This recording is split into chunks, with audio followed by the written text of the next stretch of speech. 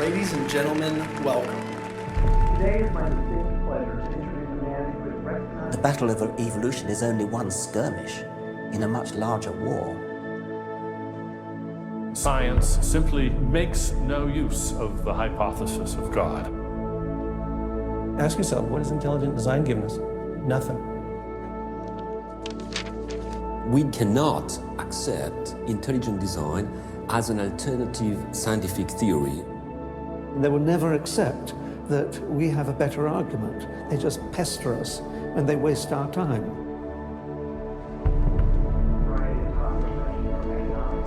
Civil rights, to how to ruin your life in 10 easy steps. Today, Ben is speaking on the topic that has become increasingly important to him over recent years.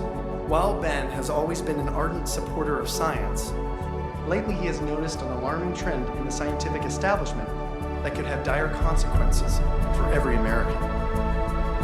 Without further ado, please join me in giving a warm welcome for Mr. Ben Stein. Thank you. Thank you very much. Thank you very, very much. Thank you. Thank you very much, everybody. Thank you very much, gangsters. Thank you very, very much.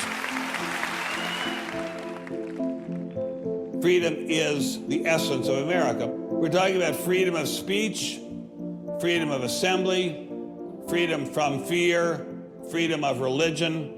Martin Luther King said, America is essentially a dream, and he said it is a dream of freedom and equality, and freedom is the way to equality.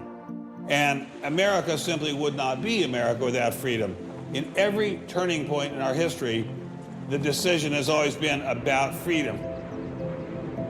Freedom is what makes this country great. Freedom has allowed us to create, to explore, to overcome every challenge we have faced as a nation. But imagine if these freedoms were taken away. Where would we be? What would we lose? Well, unfortunately, I no longer need to imagine. It's happening. We are losing our freedom in one of the most important sectors of society, science. I have always assumed that scientists were free to ask any question, to pursue any line of inquiry without fear of reprisal. But recently, I've been alarmed to discover that this is not the case. It all began when I met evolutionary biologist Richard Sternberg in Washington, D.C. His life was nearly ruined when he strayed from the party line while serving as editor of a scientific journal affiliated with the prestigious Smithsonian Museum of Natural History. Your office was over there? That's correct. This here is the West Wing. Directly ahead of us is the West Wing of the Natural History Museum. So now you're not there anymore because you're a bad boy. No, I'm not. No, I was exiled. You're a bad boy. You question the powers that be. What was Dr. Sternberg's crime?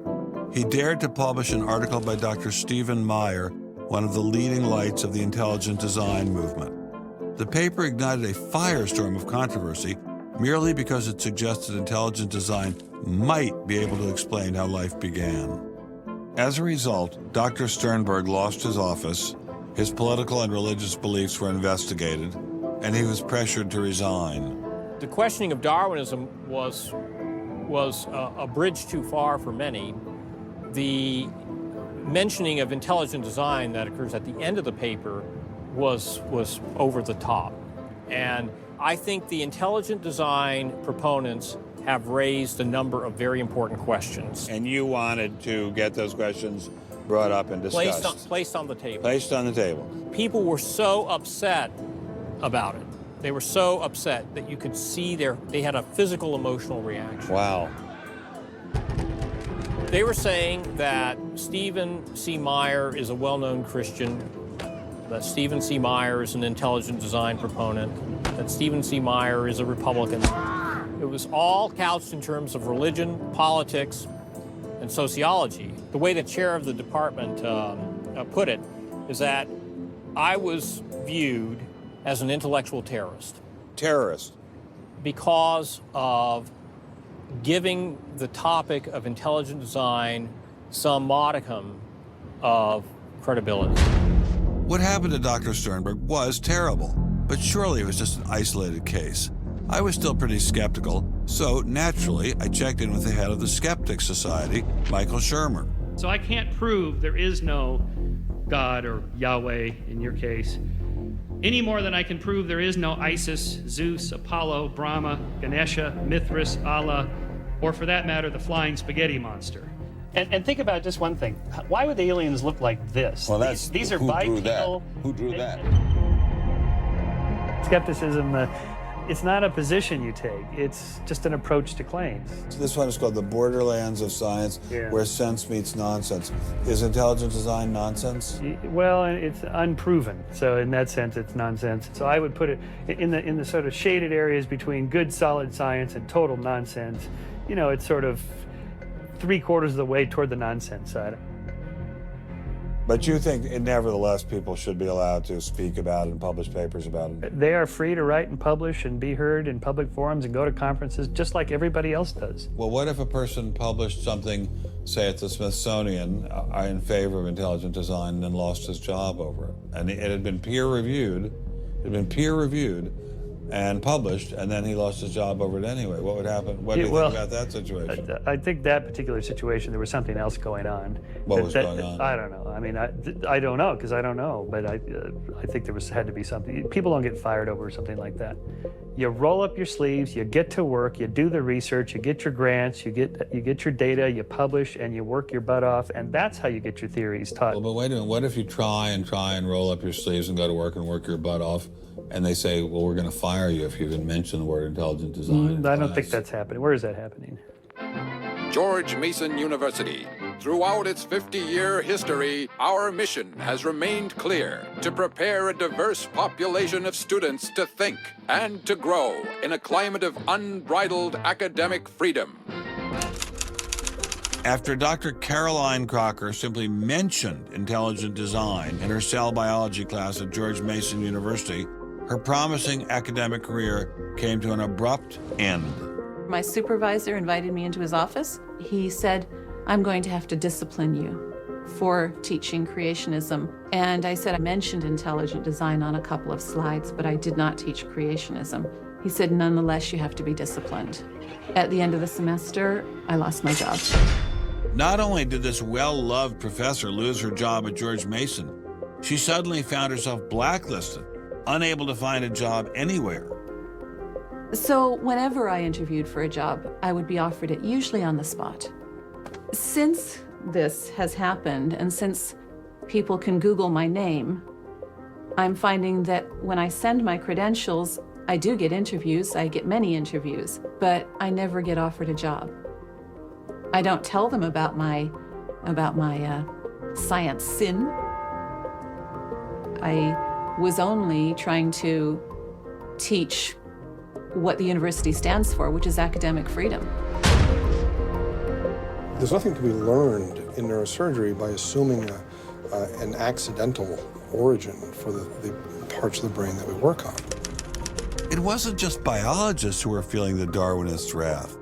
When neurosurgeon Michael Egnor wrote an essay to high school students saying doctors didn't need to study evolution in order to practice medicine, the Darwinists were quick to try and exterminate this new threat.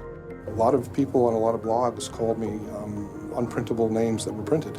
There are a lot of very, very nasty comments. Other people suggested that people call the university I work at and suggested perhaps it's time for me to retire. I realized when I kind of went public with my doubts about the adequacy of Darwin's theory that I would encounter criticism. What has amazed me is the viciousness and the sort of baseness of it. I'm an old guy. I have tenure. I'm academically safe. But the young people and what is happening to them in America right now because of this scientism gulag is really terrible. Apparently, Professor Marks was not as safe as he thought. A few months after this interview, Baylor University shut down his research website and forced him to return grant money once they discovered a link between his work and intelligent design. In order to attract grants, you have to market yourself. So you put up sites and call yourself labs and groups and things like that in order to get visibility. And in my entire experience in academia, I never went to any superior and asked them any permission to put up any of these labs. So the fact that this was singled out, let alone shut down, is jaw-dropping. It's astonishing. I have never been treated like this in my about 30 years in academia. Shut up, you freak! I say shut up! It's a man! If you peel back the onion, I think that there is no doubt that the center of this is my work in what some would call intelligent design. People really get emotional about this. Whenever you say intelligent design in a room of academics, them's fighting words. Creationists.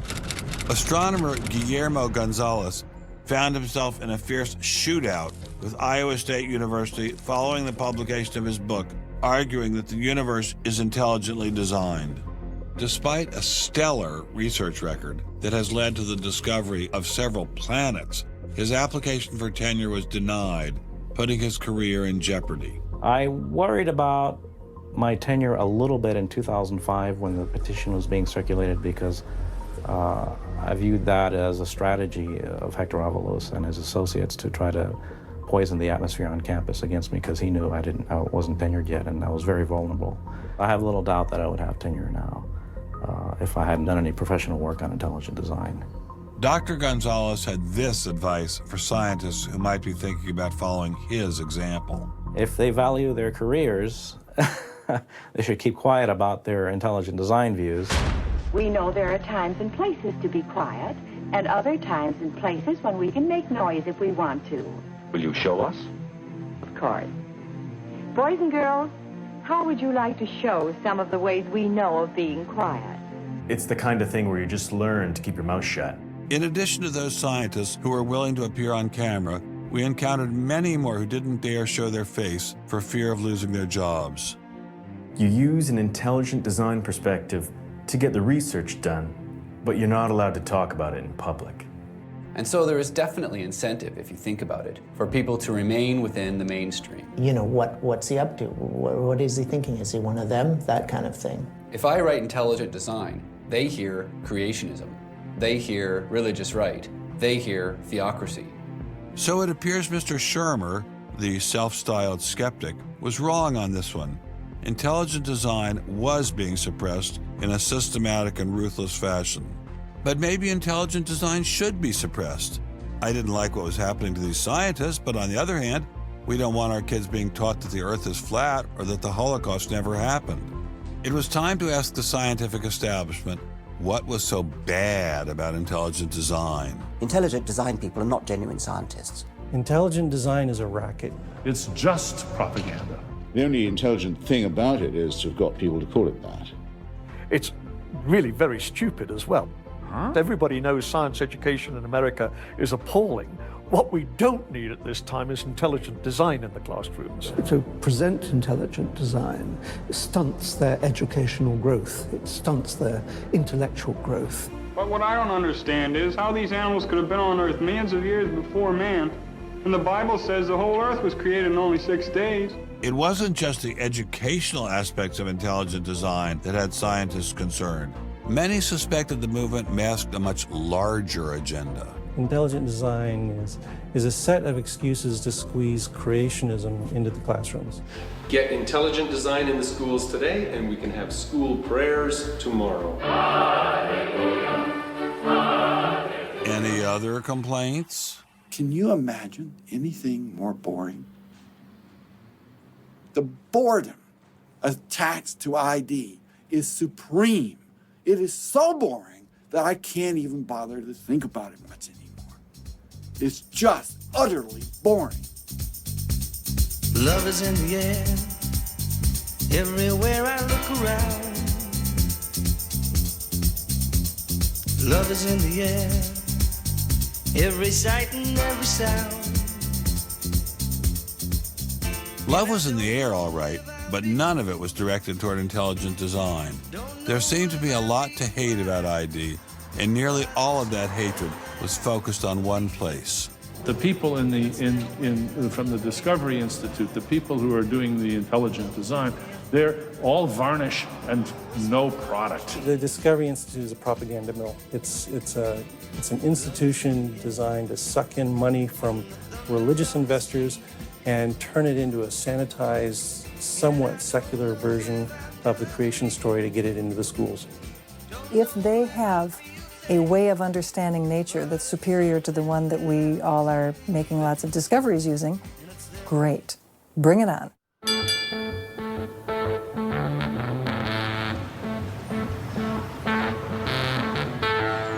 We are really, really lost. I think it's on 3rd. I think it's on 3rd. I think it's down there. I have no idea where this place is.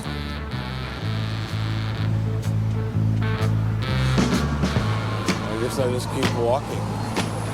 Do you have any idea where the Discovery Institute is? Have you ever heard of that? Never heard of it. Okay, thank you. How are you, sir? Good. Do you have any idea where the Discovery Institute is? Discovery Institute, not a clue. Discovery Institute. Thank you. It's very kind of you to offer. Welcome to Seattle. Thank you, sir. It's got to be this whole building. Yes, where is the Discovery Institute, please? Discovery Institute on the 8th floor, suite 808.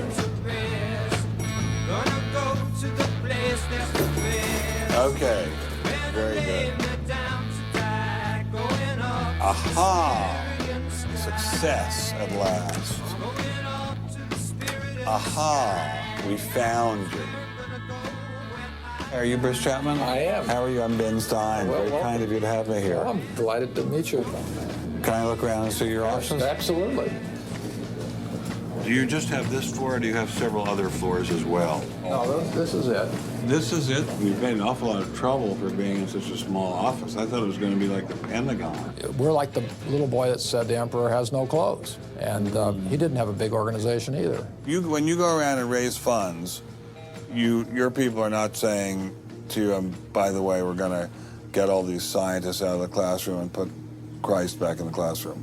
Well, I don't know that Christ has ever been in the science classroom. This is not a religious argument. This is something that people, we have fellows who are Jewish or agnostic or various other things. There are people, there are Muslim scientists. There are people of all kinds of backgrounds who agree that Darwin's theory has failed. And so why would you bring religion into it? You don't need religion. This is a red herring, Ben. People who don't have an argument are reduced to throwing sand in your eyes. Well, if the Discovery Institute could get its wish about this subject, what would your wish be? Well, on this subject, as on others, we'd like people to be able to have a robust dialogue and even a debate where the evidence, the best evidence, in this case, the best scientific evidence is made available to people. Well, surely no one questions there should be a debate.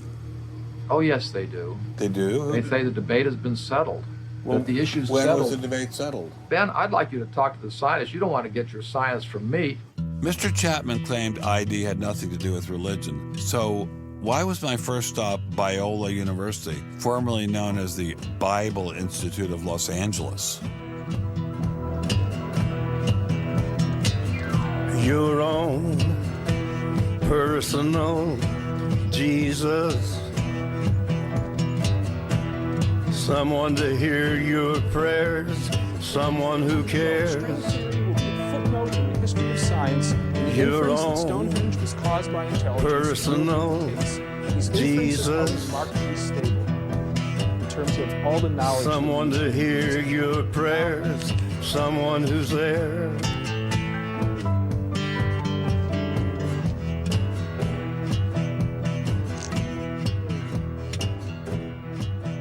How much money have you ever gotten from Jerry Falwell? $0. How about Pat Robertson? 0. Are you a minister? No. Are you a priest? No. Pastor? No. Youth pastor? Oh, I did teach Sunday school once. Has this all been resolved? I mean, aren't we all Darwinists now? Except for a few cranks like you? Well, it's a funny thing that questions that aren't properly answered don't go away.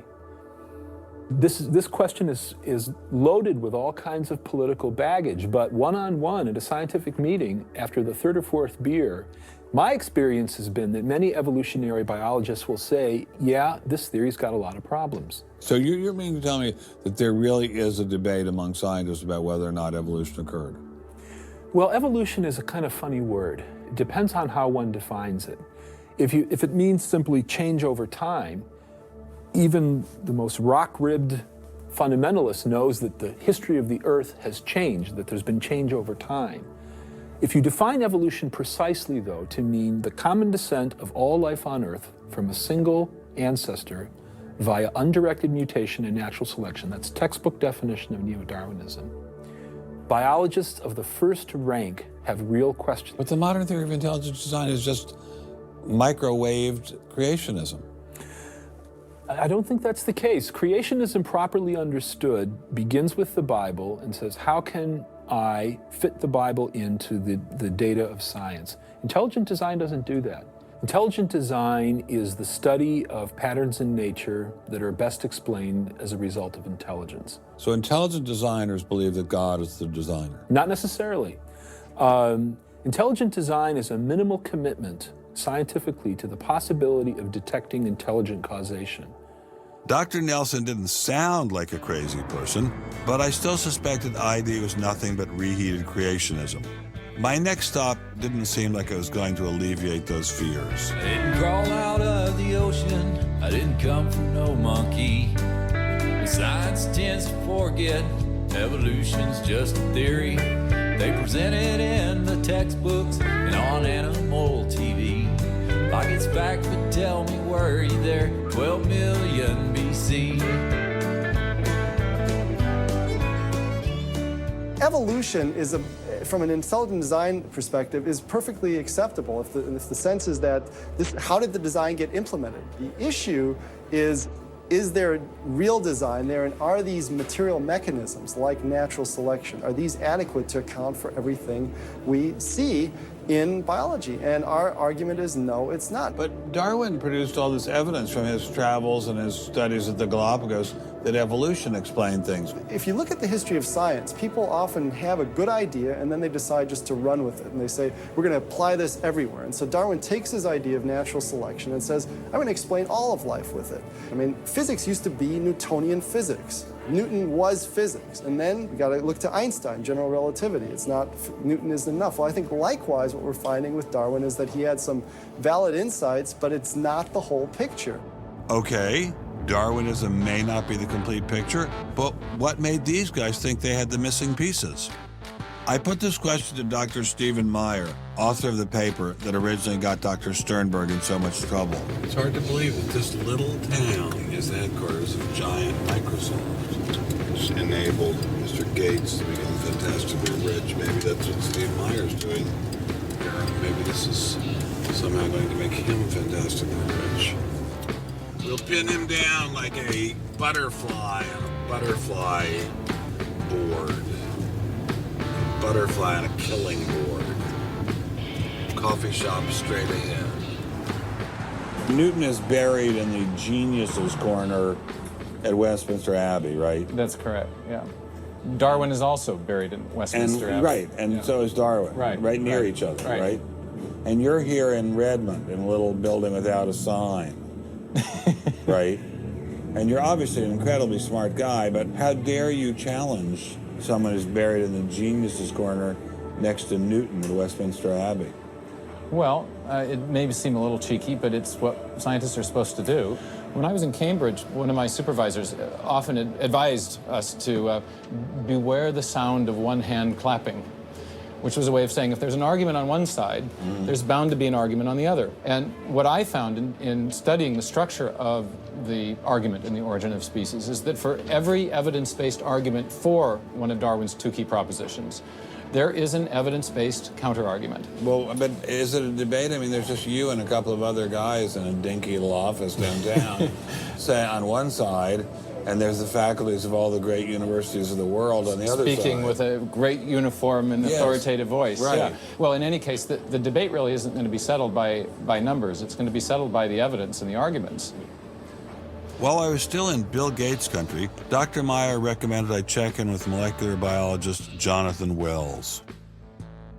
What kind of names do they call you? Creationist. What do you say back to them when they say you're a creationist? Well, I usually don't get the opportunity. What's at stake for you personally here? First of all, I love science. I think the way Darwinism corrupts the evidence, distorts the evidence, is bad for science. Well, the other scientists would tell you to just shut up if you love science, okay?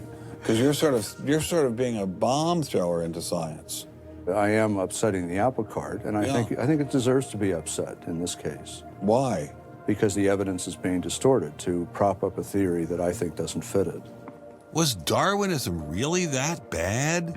Perhaps a change of scenery would give me a fresh perspective.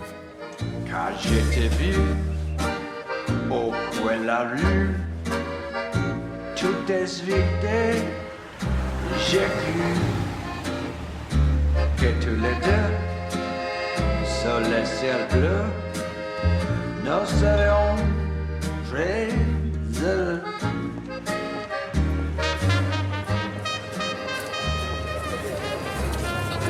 Mr. Berlinski, I assume? How are you, sir? So where are you from originally? I was born in New York. Yes. Spent 31 years in Manhattan. Yes. And I spent a lot of time in California, too. And tell me all the various universities where you studied or taught. No, I was at Princeton, then I had a professorship at Stanford, and then I left Stanford, and I taught at Rutgers. I left Rutgers, and I taught at the City College in New York. I left the City College of New York. I taught at the Baruch College. I taught at San Jose. What did you teach at Baruch College? Anything they wanted. Come on in. Thank you, monsieur. What an old building, wow. It's the oldest in Paris. You're kidding. Merci, monsieur. Ah, je vous en prie, monsieur. Merci. Wow, this is fabulous. Let's put it this way. Before you can ask, is Darwinian theory correct or not, you have to ask the preliminary question, is it clear enough so that it could be correct? That's a very different question. One of my prevailing doctrines about Darwinian theory is, man, that thing is just a mess. It's like looking into a room full of smoke. Nothing in the theory is precisely, clearly, carefully defined or delineated. It lacks all of the rigor one expects from mathematical physics, and mathematical physics lacks all of the rigor one expects from mathematics. So we're talking about a gradual descent down the level of intelligibility until we reach evolutionary biology. We don't even know what a species is, for heaven's sakes. So his theory is smoke, but elegant smoke. There's a certain elegance to it, but you know, I think Einstein had the appropriate remark. He preferred to leave elegance to his tailor. A room full of smoke? That certainly wasn't what I was hearing from prominent Darwinists like Richard Dawkins. Evolution is a fact. It's a fact which is established as securely as essentially any other fact that we have in science. Richard Dawkins is so confident that evolution is a fact, and that therefore God doesn't exist, that he has devoted his entire life to spreading the evolution gospel. I'm an atheist with respect to the Judeo-Christian God because there is not a shred of evidence in favor of the Judeo-Christian God. It is completely right to say that since the evidence for evolution is so absolutely, totally overwhelming, nobody who looks at it could possibly doubt that if they were sane and not stupid. So the only remaining possibility is that they're ignorant, and most people who don't believe in evolution are indeed ignorant. But the people I spoke with weren't ignorant. They were highly credentialed scientists. So there had to be something else going on here. So you think the whole theory of evolution is false, or just certain parts of it? Well, again, evolution is a slippery word. I would say minor changes within species happen. But Darwin didn't write a book called How Existing Species Change Over Time. He wrote a book called The Origin of Species. He purported to show how this same process leads to new species, in fact, every species. And the evidence for that grand claim is, in my opinion, almost totally lacking. How does Darwin or Darwinism say life began? Well, he didn't know, and in fact, nobody knows. So Darwinism, strictly defined, starts after the origin of life and deals only with living things. Well, how can there be a theory about life without a theory about how life began? Well, a grand overarching evolutionary story, of course, does include the origin of life, but Darwin's theory doesn't begin until you have the first cell. Well, does someone have a theory about how life began?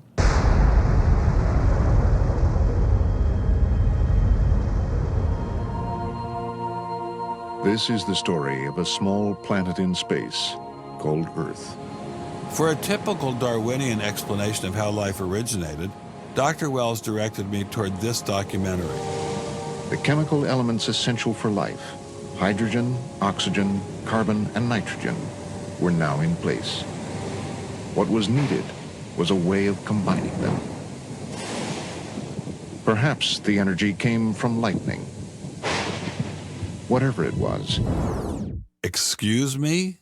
Whatever it was, energy managed to arrange these chemical ingredients in just the right way. Whatever it was? I was hoping for something a little more scientific. The most popular idea has been that life emerged spontaneously from primordial soup.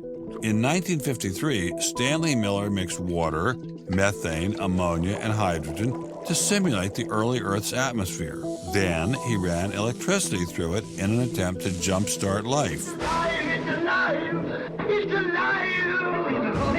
It didn't work. While the initial results seemed promising, 50 years later, most serious scientists have abandoned this approach in favor of alternate theories.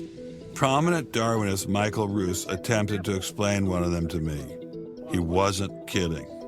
How did we get from an inorganic world to the world of the cell? Well, one popular theory is that it might have started off on the backs of crystals. My crystal ball.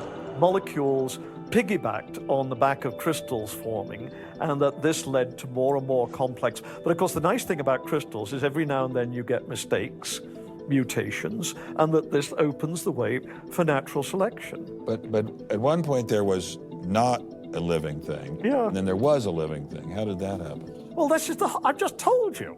And I don't see any reason why you shouldn't go from very simple to more and more complex to more and more complex. I don't either, but I don't know how you get from mud to a living cell. That's my question. Yes, well, I've told you. I think it was on the back of crystals. On the backs of crystals. On the backs of crystals is at least one hypothesis, yes. So that's your theory, and you think that is more likely and less far-fetched than intelligent design? I think it is.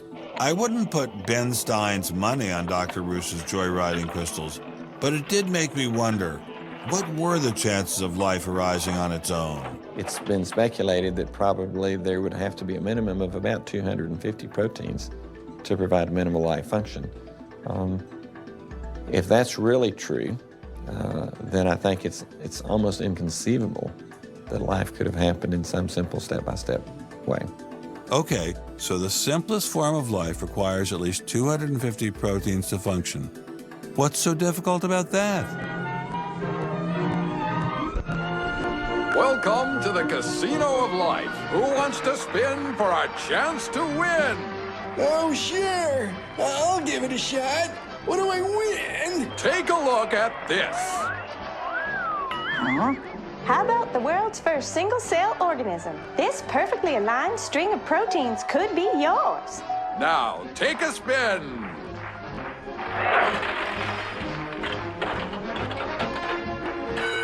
I won!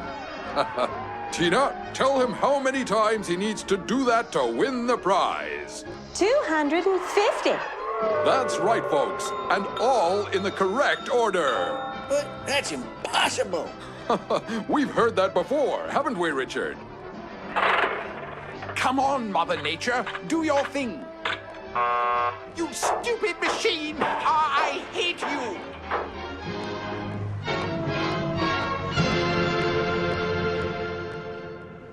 We're talking about something that's staggeringly improbable, roughly 1 in a trillion, trillion, trillion, trillion, trillion, trillion. Let all of life choose a million, a trillion, trillion. The number is essentially zero. Something has to skew nature to choose the ones that work. So, in the game of life, it looks as if the house always wins.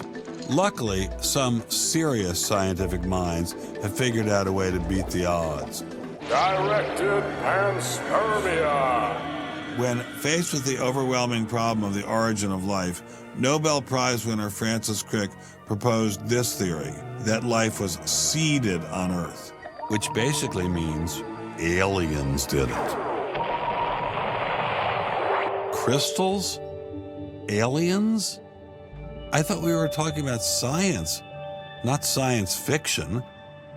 We don't know what caused life to arise. Did it arise by a purely undirected process?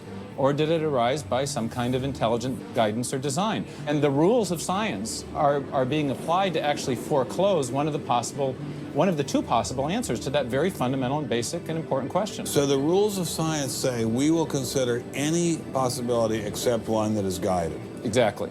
No matter how life began, on the backs of crystals or in the test tube of some intelligent designer, everyone agrees it started with a single cell. But what is a cell? Let me ask you a question. Yeah. Darwin wrote The Origin of Species in 1859, published it in 1859.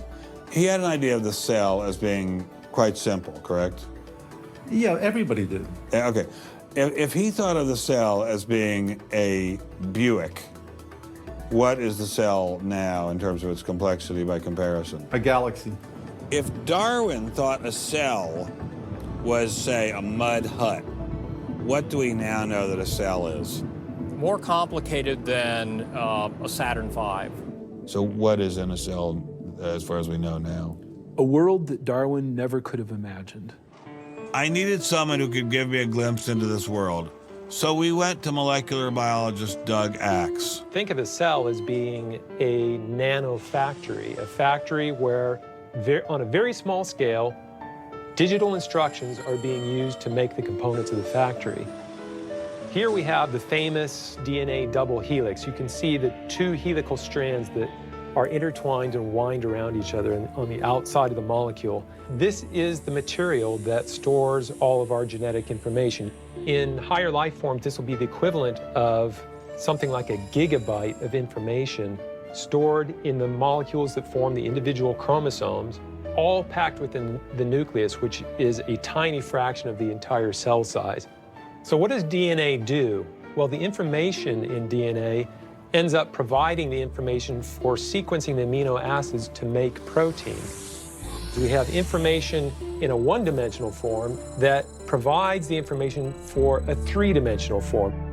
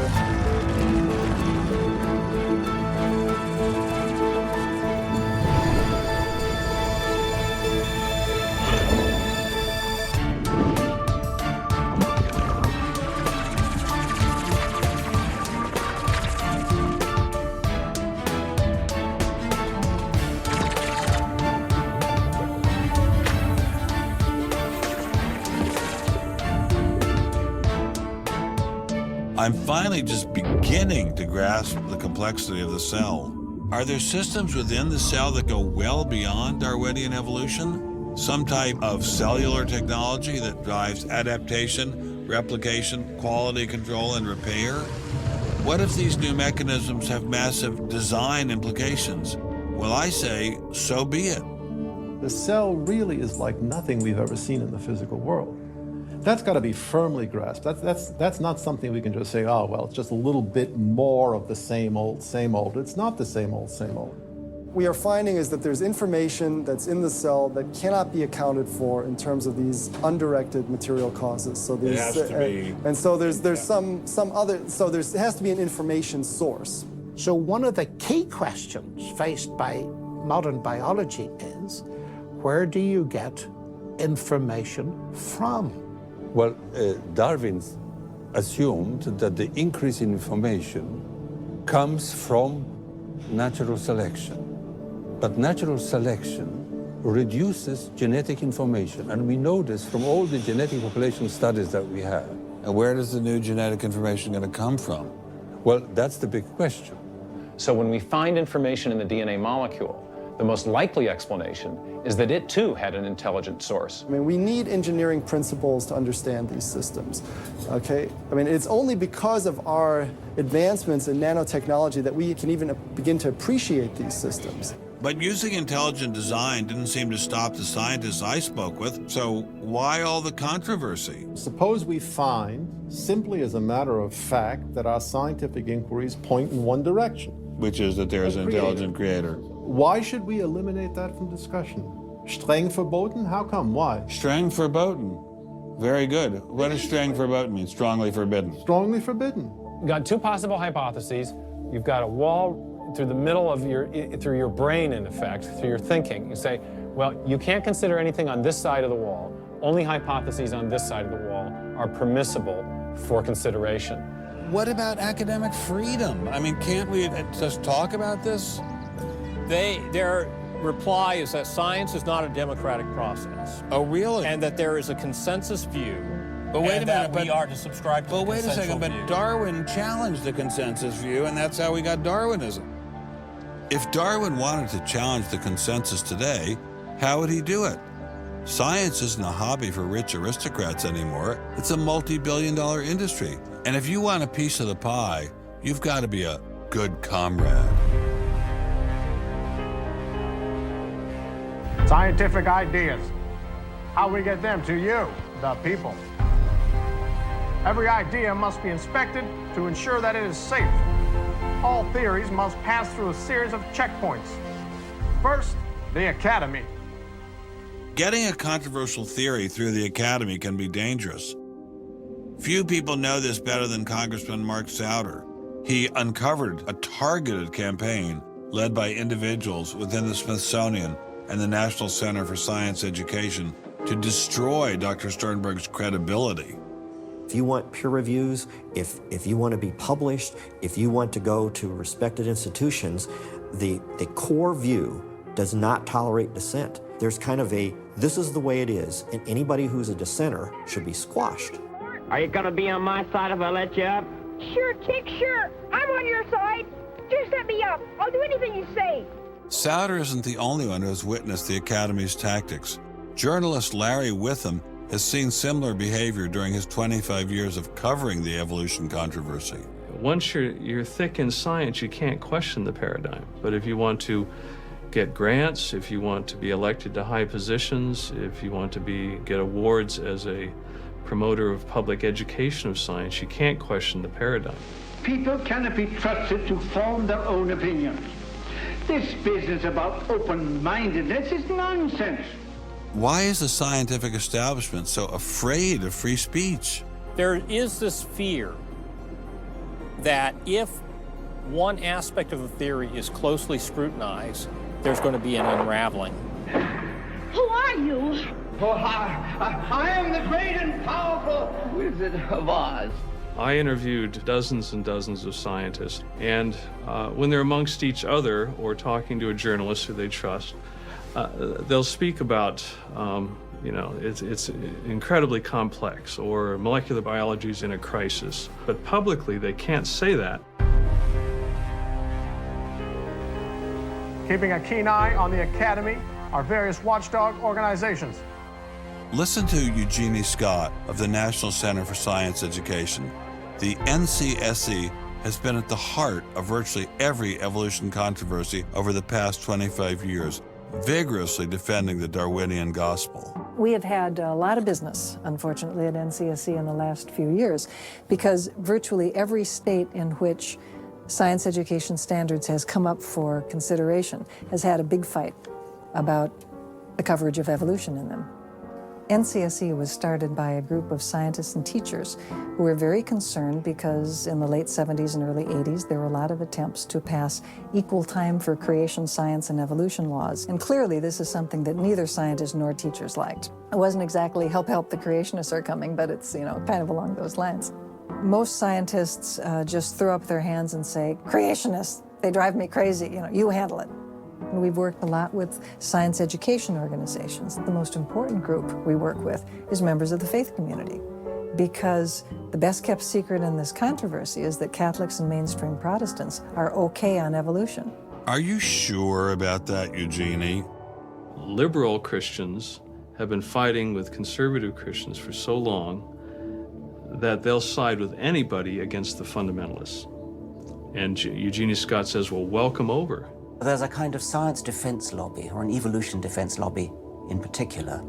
They are mostly atheists, but they are desperately wanting to be friendly to mainstream, sensible religious people. And the way you do that is to tell them that there's no incompatibility between science and religion. But is there really an incompatibility? Can't we believe in God and Darwin?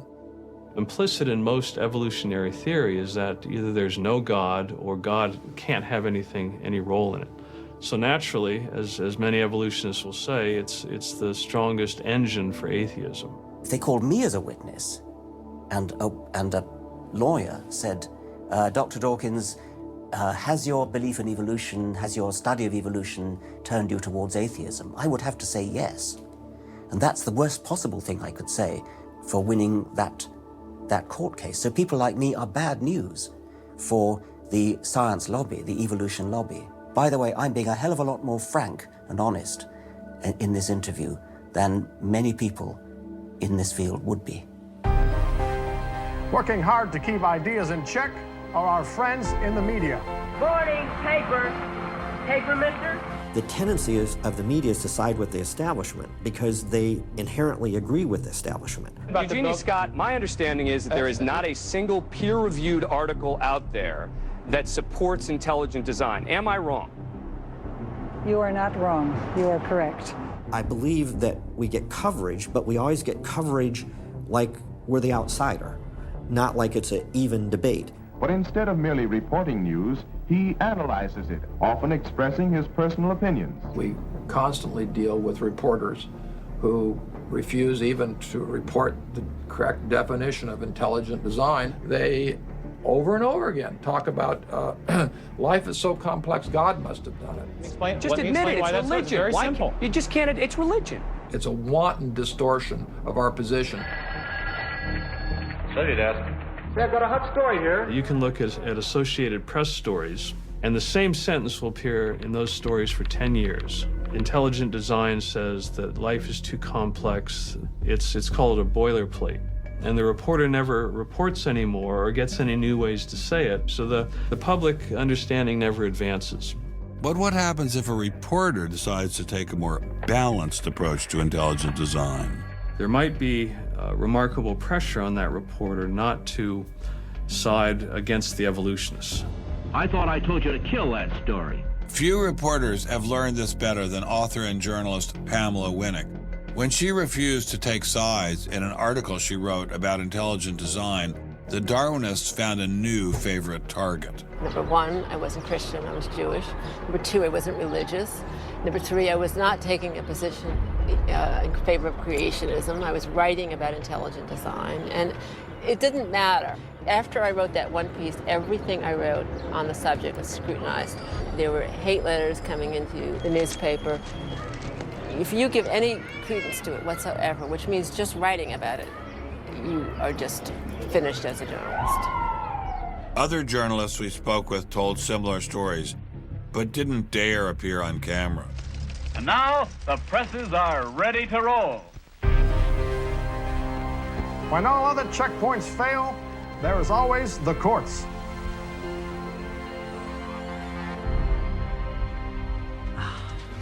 We have spent an enormous amount of time trying to prove to the court what everybody already knows, that intelligent design is a particular religious belief.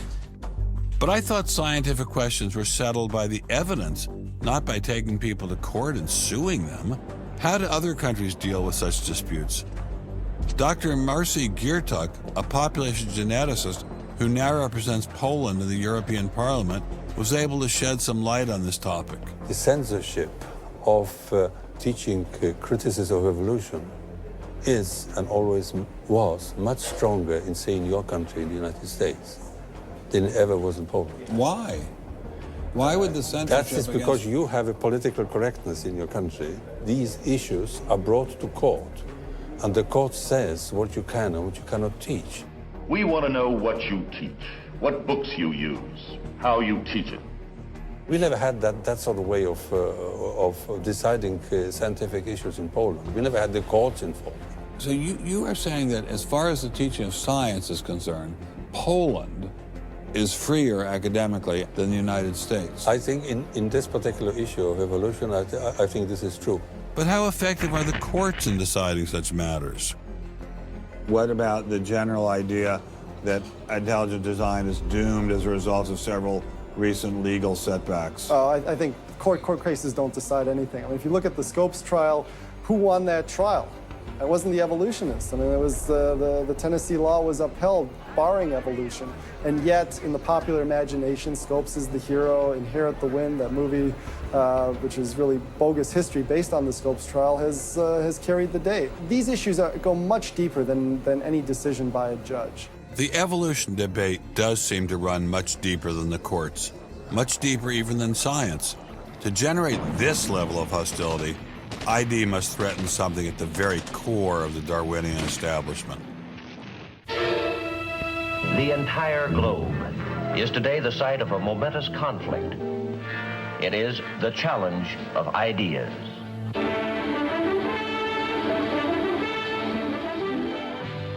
I am Edward R. Murrow.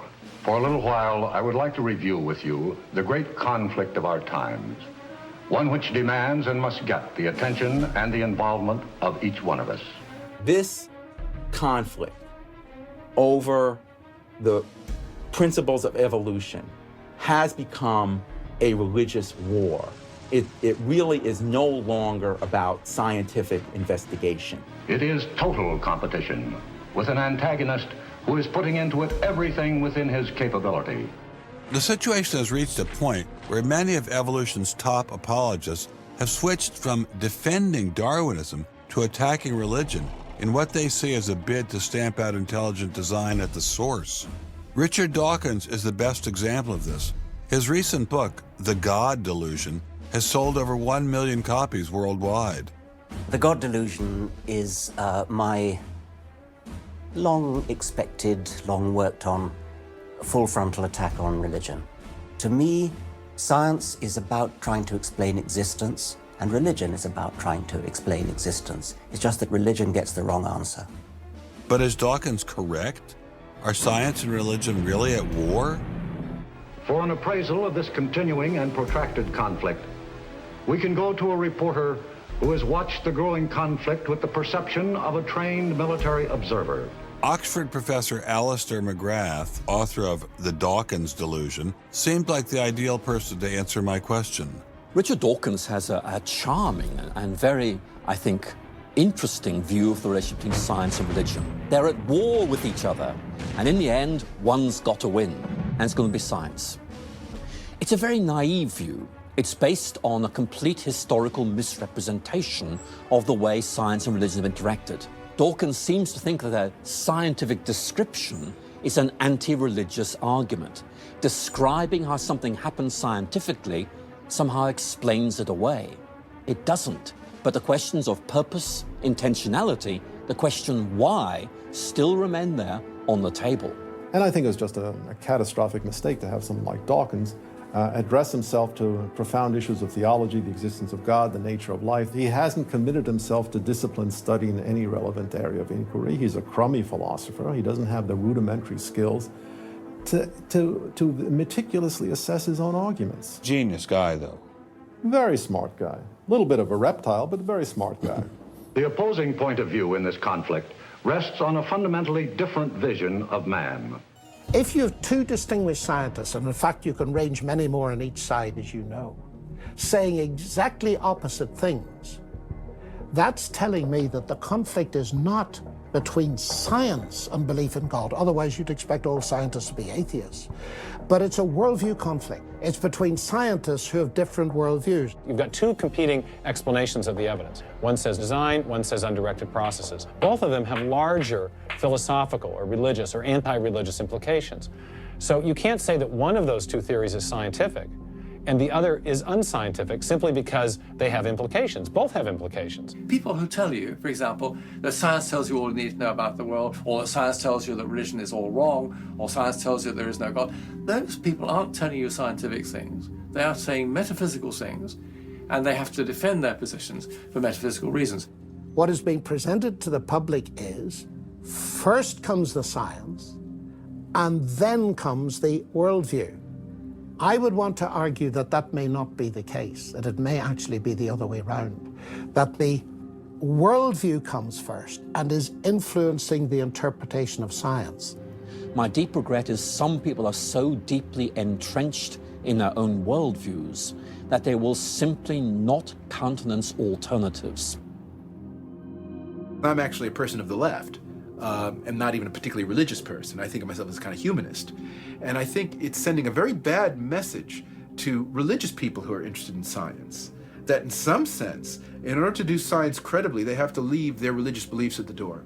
The founders of early modern science, Sir Isaac Newton, Robert Boyle, Johannes Kepler, Galileo, most of these early scientists all not only believed in God, but they thought their belief in God actually made it easier to do science. You can be religiously motivated and you can do good science. And they have more often gone together than not gone together. Admitting our biases is the best way towards rational discussion, which I would welcome. Rational debate is a nice thought, but it's nearly impossible in the current climate. I'd seen the chilling effect that this unquestioning devotion to Darwinism has had on science, but were there other consequences? No gods, no life after death, no ultimate foundation for ethics, no ultimate meaning in life, and no human free will are all deeply connected to an evolutionary perspective. You're here today and you're gone tomorrow, and that's all there is to it. Dr. Will Provine, professor of the history of biology at Cornell University, gave us another disturbing glimpse into where Darwinism can lead. Oh, I was a Christian, but I never heard anything about evolution because it was illegal to teach it in Tennessee. Dr. Provine's first biology professor changed all that. He started talking about evolution as if it had no design in it whatsoever. And I came up to him and I said, "You've left out the most important part." And he said, "If you feel the same way at the end of one quarter, I want you to stand up in front of the students in this class and tell them this deep lack in evolution." And I read that book so carefully, and I could find no sign of there being any design whatsoever in evolution. And I immediately began to doubt the existence of a deity. But it starts by giving up an active deity, then it gives up the hope that there's any life after death. When you give those two up, the rest of it follows fairly easily. You give up the hope that there's an immanent morality. And finally, there's no human free will. If you believe in evolution, you can't hope for there being any free will. There's no hope whatsoever of there being any deep meaning in human life. We live, we die, and we're gone. We're absolutely gone when we die. Dr. Provine is no stranger to the prospect of death. Nearly a decade ago, he was diagnosed with a large brain tumor. Let's suppose my tumor comes back, as it almost certainly will. Well, I'm not going to sit around like my older brother did last year, and he was dying of ALS, Lou Gehrig's disease. He wanted desperately to die, but we couldn't help him die. I don't want to die like that. I'm going to shoot myself in the head long before then. I'm going to do something different. I hope these are empty words for my friend, Dr. Provine, because shortly after this interview was recorded, he learned his brain tumor had returned. I don't feel one bit bad about holding the views that I do. There's not anything in the views I hold that makes me, oh, I wish I had free will, or, oh, I wish there were a God. I don't ever wish that. Dr. Provine's deconversion story was typical amongst the Darwinists we interviewed. Biologist P.Z. Myers, who runs the pro-Darwin, anti-religion blog Pharyngula, says science eroded his faith as well. I never hated religion. I found religion quite comfortable, and I liked the people in it. What led to the atheism was learning more about science, learning more about the natural world, and seeing these horrible conflicts with religion. And it was then, when I discovered evolution, when I discovered Darwinism, that I realized there's this magnificently elegant, stunningly elegant explanation, which I didn't quite understand to begin with. When I did understand it, then that finally killed off my remaining religious faith. After hearing these stories, I was not surprised to discover that most evolutionary biologists share Professor Dawkins' views. It appears Darwinism does lead to atheism, despite what Eugenie Scott would have us believe. And if you separate out the ethical message from religion, what have you got left? You got a bunch of fairy tales, right? I think that God is about as unlikely as fairies, angels, hobgoblins, etc. Religion, I mean, it's just fantasy, basically. It's completely empty of any explanatory content. And it's evil as well. Half the people in this country think that drugs is what you have to regulate to make us safer, and half the people think guns, that's what you got to regulate to make us safer. But I always think if you're going to regulate one thing that has the most potential to cause death and destruction, religion. You got to start with religion, and Religion is an idea that gives some people comfort, and we don't want to take it away from them. It's like knitting. People like to knit. You know, we're not going to take their knitting needles away. We're not going to take away their churches. But what we have to do is get it to a place where religion is treated at the level it should be treated. That is something fun that people get together and do on the weekend and really doesn't affect their life as much as it has been so far. So, what would the world look like if Dr. Myers got his wish? Greater science literacy, which is going to lead to the erosion of religion. And then we'll get this nice positive feedback mechanism going, where as religion slowly fades away, we get more and more science to replace it. And that will displace more and more religion, which will allow more and more science in. And we'll eventually get to that point where religion has taken that appropriate place as a side dish rather than the main course. But will eradicating religion really lead to a modern utopia? Let me try to imagine that. And let's let history be our guide.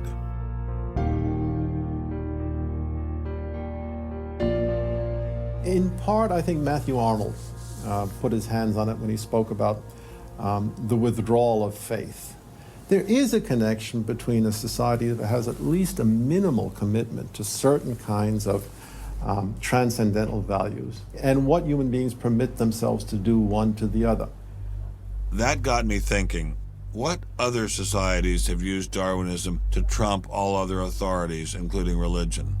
As a Jew, my mind leapt to one regime in particular. The connection between Hitler and Darwin is, of course, historically a difficult connection because they were separated by a good many years. One was English, one was German. Nonetheless, if you open Mein Kampf and read it, especially if you can read it in German, the correspondence between Darwinian ideas and Nazi ideas just leaps from the page. Of course, you have to add every historical caution. Not everyone who read Darwin became a Nazi. Obviously not. No one is making that case.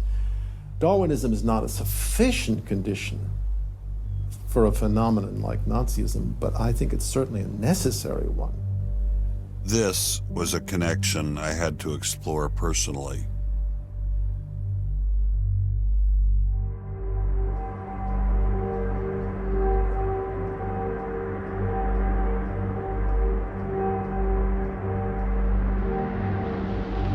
American officers arrive at a Nazi institution seized by First Army troops. Under the guise of an insane asylum, This has been the headquarters for the systematic murder.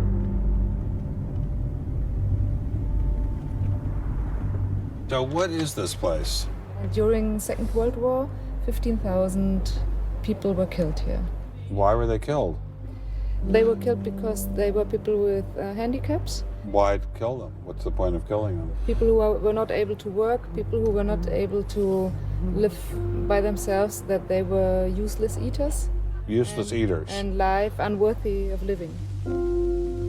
This idea grew up in the 20s. So long before National Socialism, biologists, anthropologists, they thought that maybe mankind could, or the government could interfere into the growth of the population. I see. And they had the utopia that they would have a society without illness and without handicap. Alles Lebensschwache geht in der Natur unfehlbar zugrunde. Wir Menschen haben gegen dieses Gesetz der natürlichen Auslese in den letzten Jahrzehnten furchtbar gesündigt. Wir haben unwertes Leben nicht nur erhalten, wir haben ihm auch Vermehrung gewährt. Die Nachkommen dieser Kranken sahen so aus, die tiefer stehen als jedes Tier. So this was a Darwinian concept? Yes. And also a Malthusian concept, very much Malthusian. Malthusian? Thomas Malthus, who said that there was a shortage of resources, English philosopher, so there was a shortage. Yes, but the Nazis, they relied on Darwin. They relied on Darwin. Yes, Darwin and German scientists. Patients were led down this hallway to Nazi doctors who decided who would live and who would die. They were accompanied by 15 nurses. Nurses, yes. Nurses, male and female nurses. So nurses were helping lead them to their doom. Yes.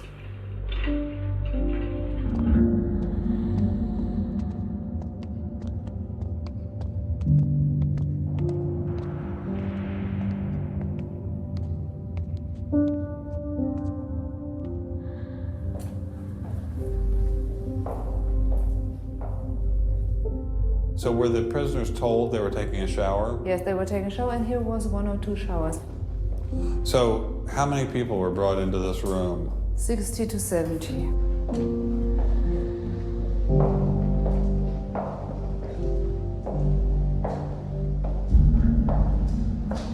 So what is this? This is the dissection table. Do you ever think to yourself, the sane ones were the ones lying here having their brains removed? The insane one was Dr. Gorgas and all the other people did? No, I don't think that, because I think those people who killed here, they were very sane, because they had their purposes. They had purposes? Yes.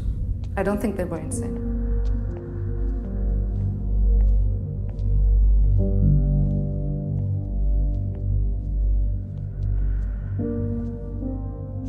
They had 2 crematory ovens. I see. And they killed about 70 people. A day? So a day, so they had... That's barely enough time. And they only killed from Monday to Friday. So... Because the people who were doing the killing needed to have the weekend off.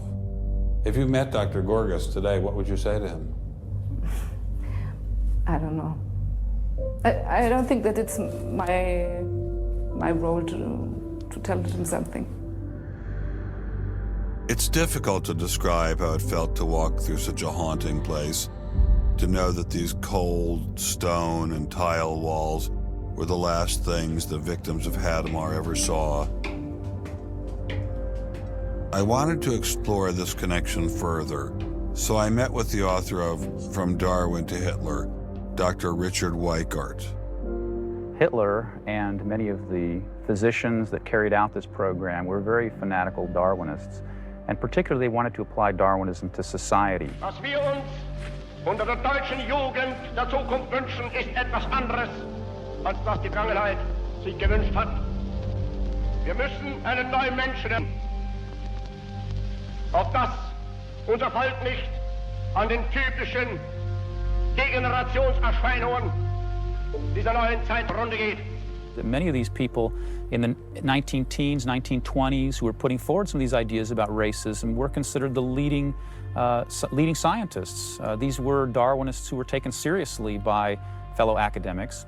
It's not to say that all academics believed it. These leading academics, were there any of them who were Americans? There were plenty of Americans who were saying similar kinds of things. Not only were Americans saying such things, they were pioneers in this fledgling science known as eugenics. They thought they could help evolution along by sterilizing the so-called feeble-minded and prohibiting them from getting married. Physicians who are aware of the history of 20th century American medicine harbor some bad feelings towards Darwinists because of eugenics. And the eugenics, which was an attempt to breed human beings, it was the darkest chapter of American medicine ever. There were 50,000 people involuntarily sterilized because they were deemed unfit to breed, basically. Eugenics isn't just history. The spirit of the movement lives on today. Margaret Sanger was the head of Planned Parenthood. She was a very fanatical in her promotion of eugenics. In fact, Planned Parenthood was all about birth control for the impoverished and lower classes to try to help improve the species.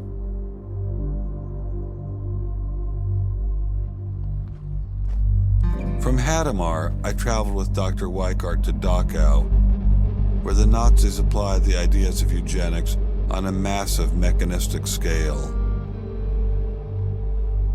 When it was a fully functioning concentration camp, and what was the purpose of it? I mean, part of it was to repress political enemies. What was the rest of the purpose? Well, beyond the repression of the political enemies, which was its purpose at the very beginning, then later on it transformed into repressing racial enemies. And sometimes those categories overlapped because sometimes they thought that these people were political enemies because they were inferior biologically. The war itself was part of the Darwinian struggle for existence for Hitler. And he saw the extermination of the Jews as one of those fronts to this warfare going on as this Darwinian struggle for existence. Would you say that Hitler was insane? No, I wouldn't say he was insane. I think he had imbibed some very, very wrong ideas. And in fact, I think he took the logic of them in certain ways that brought him to take very radical solutions for them. Would you say he was evil? Oh, I'd definitely say he was evil. Is there such a thing as evil? Oh, I think there is. And is there such a thing as good? Oh, definitely.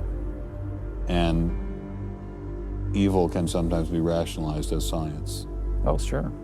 And evil can sometimes be rational. When it's rationalized as science, and I think when it's rationalized in this particular way in particular, I think Hitler thought he was doing good.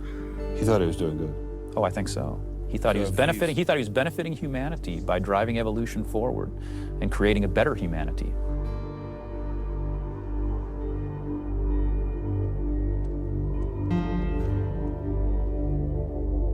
Before leaving Dachau, I stopped by the memorial commemorating the thousands of Jews who were killed there in excruciating conditions.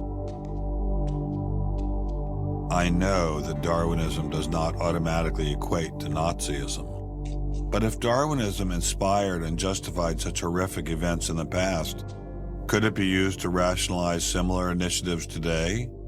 There's a good German expression, so fängt es immer an. I mean, it always begins in the same way. Something to remember in the context of United States discussions of euthanasia and abortion. It always begins in the same way. There seems to be an excellent argument for getting rid of useless people by killing them. Or at least it seems excellent to the people advancing the argument. It's the love affair with death and, the euthanasia and this movement going on, which I find appalling. And the idea is that, immediately rid our society of anybody who might be a drain and think of people in economic terms. And I think that's where some of the Darwin fits in, actually. It's just a devaluing of human life. First of all, if you take seriously that evolution has to do with, the transition of life forms and that life and death are just natural processes, then one gets to be liberal about abortion and euthanasia. All of those kinds of ideas seem to me follow very naturally from a Darwinian perspective, a deprivileging of human beings, basically.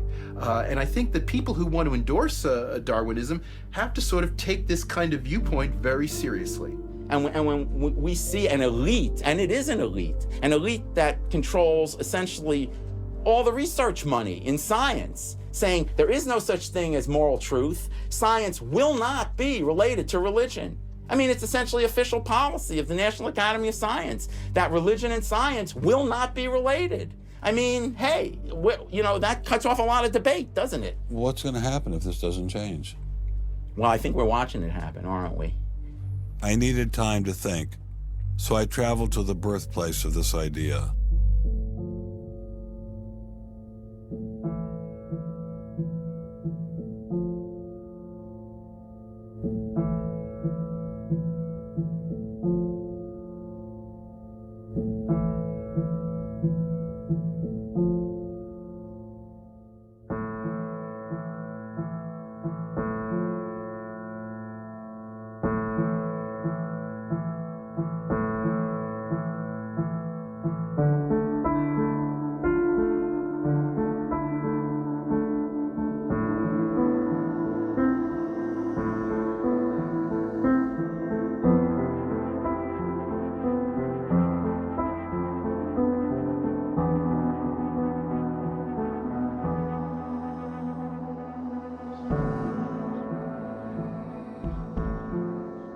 With savages, the weak in body or mind are soon eliminated.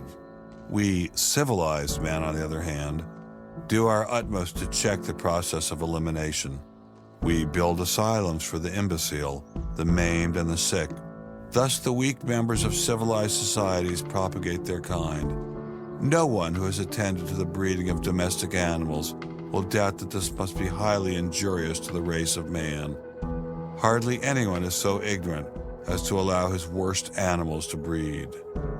Charles Darwin, The Descent of Man, 1871.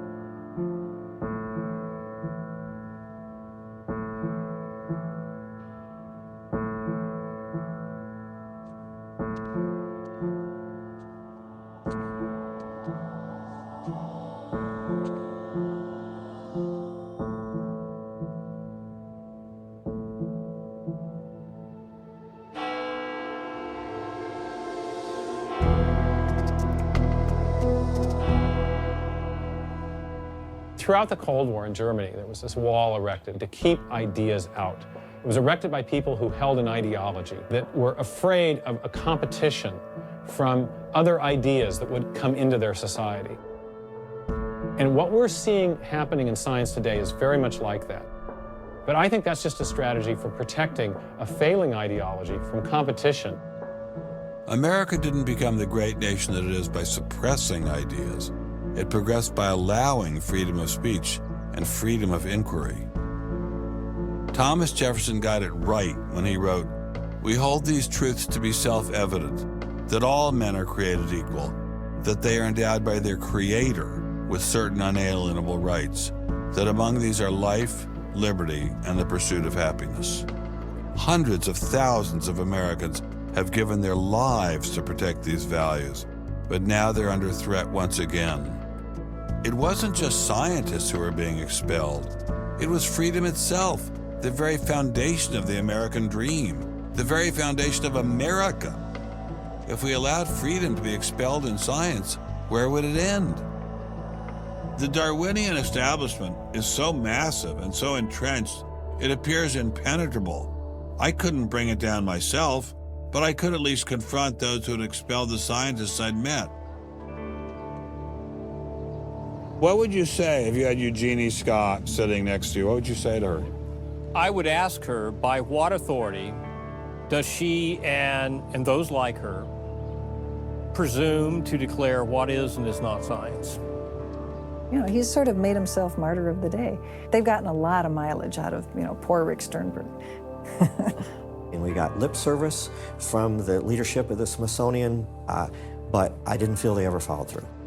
We went into the Smithsonian looking for answers, but we ran into the same stone wall as Congressman Souter. We're not authorized to do this, so it's a stop. Come on down to the office, what you do.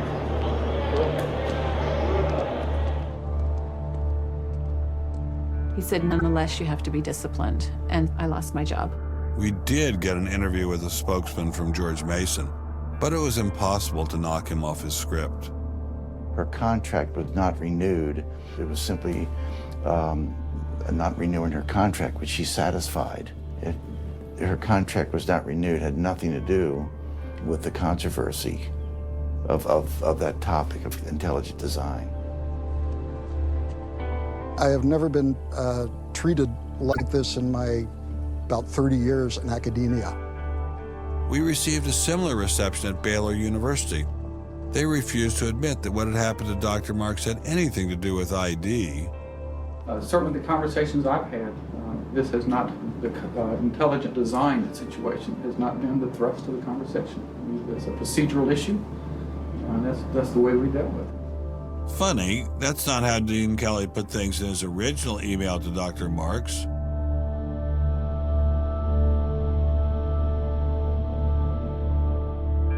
I'm not mixing my religion with my science. The questions that I ask in my intelligent design research are perfectly legitimate scientific questions. At least the top guns at Iowa State were willing to own up to their actions. What we wanted to stop is the use of the name of ISU to validate intelligent design elsewhere. And we did succeed. I really think a lot of Guillermo. He's a great guy. So, I mean, that's why I'm kind of disappointed, all right, that he should have just left this alone. So, in my opinion, should have just left it alone. Dr. Hauptmann elaborated further on his great regard for Gonzalez. This is quoting an email from you to Mr. Avalos. You say, sometimes it is just best to ignore idiots, in reference to Guillermo. And then the religious nutcases should be challenged at every opportunity. Yeah, because, for example, you... in that case, I'm thinking more of, say, the creationist crowd who claims that God put all the animals on an ark and that's it, all right? That's where all of our animals came from today. That's crazy, okay? You shouldn't be insulting even children with that kind of thing. So these are the idiots, all right? They've always been around. They've always been around. Going after the perpetrators in each of these cases wasn't getting me anywhere. So I reconnected with Dr. Berlinski and Dr. Schroeder to see if they had any advice.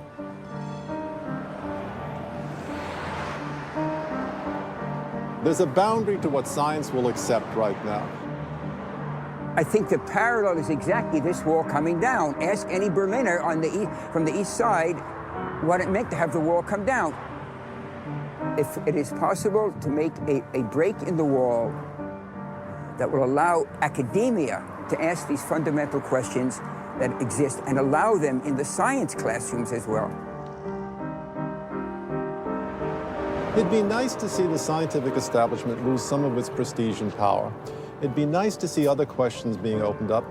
Above all, it'd be nice to have a real spirit of self-criticism penetrating the sciences. What can I do to bring down the wall? Is there anything I can do? Make it apparent to the world that a wall exists. There are vast numbers of persons who talk about academic freedom. And there is academic freedom as long as you're on the correct side of the wall. But if you're on the wrong side of the wall, as we mentioned a few moments ago, you lose tenure, and that's a given. I took Dr. Schroeder's words to heart. Obviously, I couldn't take down the wall myself, but I could confront one of its modern architects.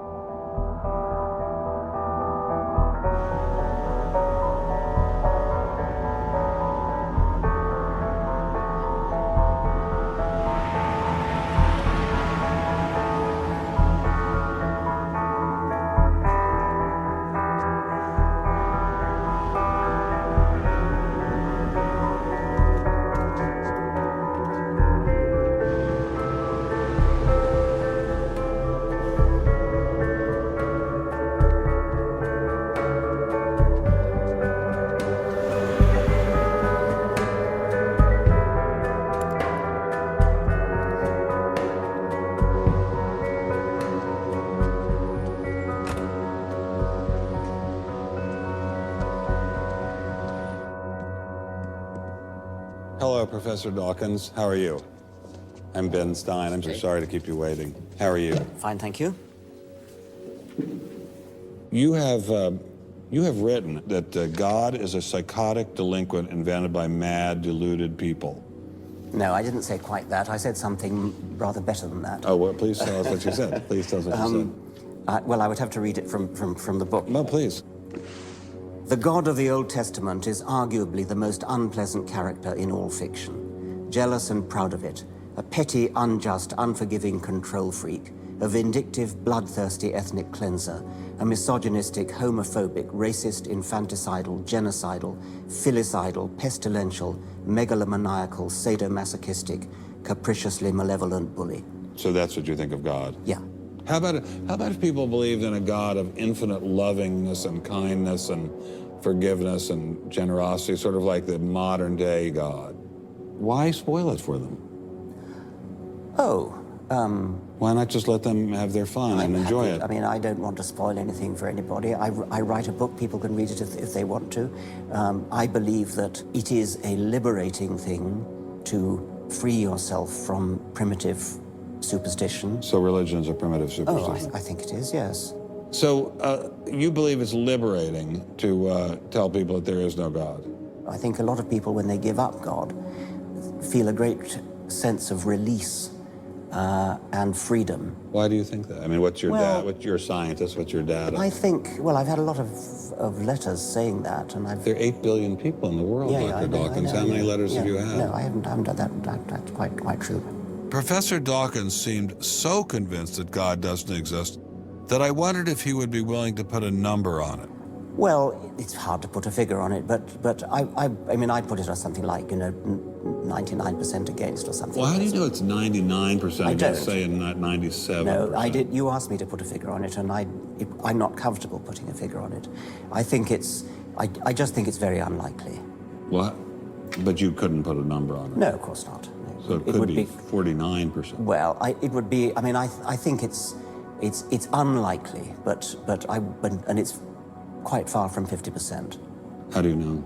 I don't know. I mean, I put an argument in the book.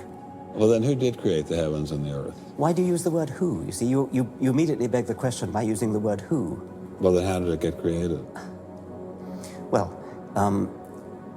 by a very slow process. Well, how did it start? Nobody knows how it started. We know the kind of event that it must have been. We know the sort of event that must have happened for the origin of life. And what was that? It was the origin of the first self-replicating molecule. Right, and how did that happen? I told you we don't know. So you have no idea how it started? No, nor has anybody. Nor has anyone else. What do you think is the possibility that intelligent design might turn out to be the answer to some issues in genetics or in evolution? It could come about in the following way. It could be that at some earlier time, somewhere in the universe, a civilization evolved by probably some kind of Darwinian means to a very, very high level of technology and designed a form of life that they seeded onto, perhaps this planet. Now, that is a possibility and an intriguing possibility. And I suppose it's possible that you might find evidence for that if you look at the details of biochemistry, molecular biology. You might find a signature of some sort of designer. Wait a second. Richard Dawkins thought intelligent design might be a legitimate pursuit? And that designer could well be a higher intelligence from elsewhere in the universe. Well, but that higher intelligence would itself have had to have come about by some explicable or ultimately explicable process. It couldn't have just jumped into existence spontaneously. That's the point. So Professor Dawkins was not against intelligent design, just certain types of designers, such as God. So the Hebrew God, the God of the Old Testament, he doesn't exist in your view? Certainly. I mean, that would be a very unpleasant prospect. And the Holy Trinity of the New Testament, nothing like that. Do you believe in any of the Hindu gods? Like Vishnu? How can you ask such a question? You don't, right? How could I? I mean, why would I, given that I don't believe in any others? You don't believe in the Muslim God? No. I mean, why do you even need to ask? Well, I just wanted to be sure. So you don't believe in any God anywhere? Any God anywhere would be completely incompatible with anything that I've said. I assume. Yeah. I just wanted to make sure you don't believe in any God anywhere. No. What if after you died, you ran into God? He said, "What have you been doing, Richard? I mean, what have you been doing? I've been trying to be nice to you. Yeah. I gave you a multi-million-dollar paycheck over and over again with your book, and look what you did." Bertrand Russell had that point put to him, and he said something like, "Sir, why did you take such pains to hide yourself?" But if the intelligent design people are right, God isn't hidden. We may even be able to encounter God through science, if we have the freedom to go there. What could be more intriguing than that?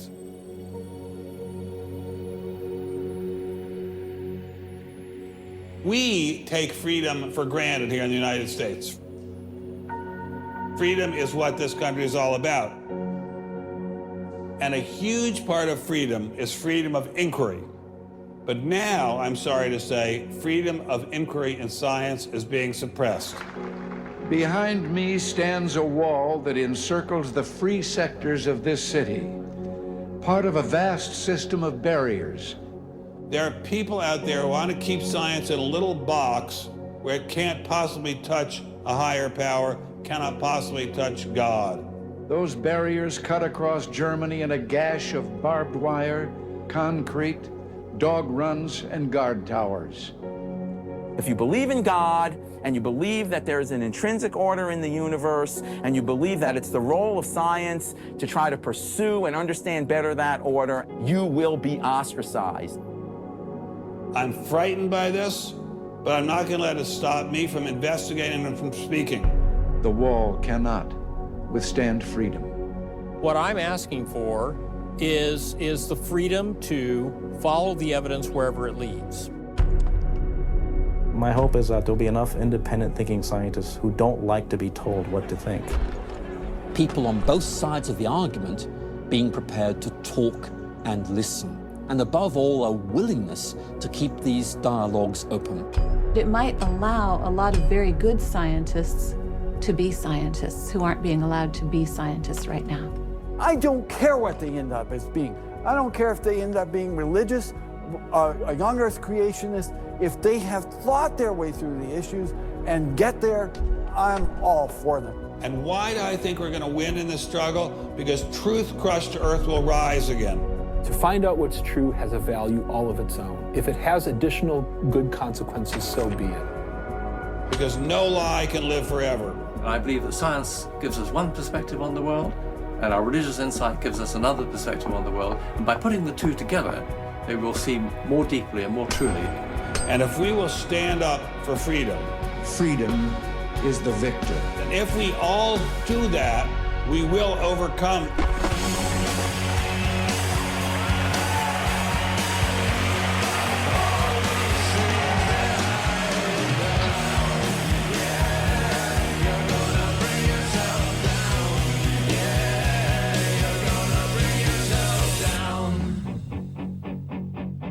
I've taken a first step by speaking out on this issue.